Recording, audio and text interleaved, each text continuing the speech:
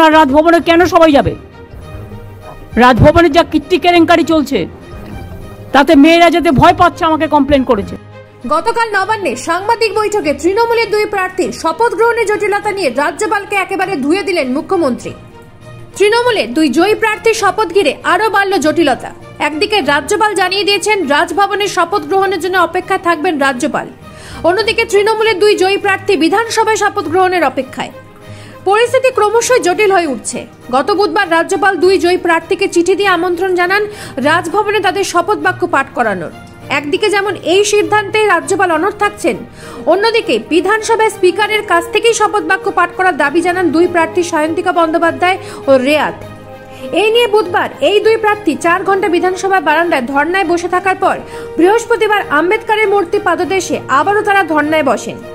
এদিন রাজ্যপালের বিরুদ্ধে রাগ উগরে দিয়ে সায়ন্তিকা কি বললেন শুনবো।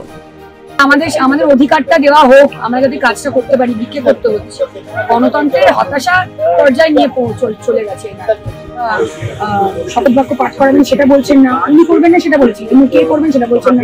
কেন যাবো? মানে ফিসি ব্যাপার না বিষয়টা নিয়ে। আমার কাছে চিঠি আসছে, আমার সহকর্মী জিতেছে ভগবান বলা থেকে মানুষের ভোটে, তার কাছে কোনো ইনফরমেশন পৌঁছানো না। আমি শপথ বাক্য পাঠ করতে যাবো, সই সাবুত করবো, অফিসিয়াল অনেক পেপার ওয়ার্কের কাজ আছে, সেইটা বিধানসভার কাজ, বিধানসভার অফিসের কাজ। বিধানসভাকে কোনো ইনফরমেশন দেওয়া হলো না। আমি একা একা আমাকে শুধু পাঠানো হলো বাইরে। জন্মদিন খেতে যাবো নাকি বিয়ে বাড়ি খেতে যাবো? কলকাতা থেকে নিজস্ব প্রতিনিধি রিপোর্ট, নিউজ প্রাইম বাংলা।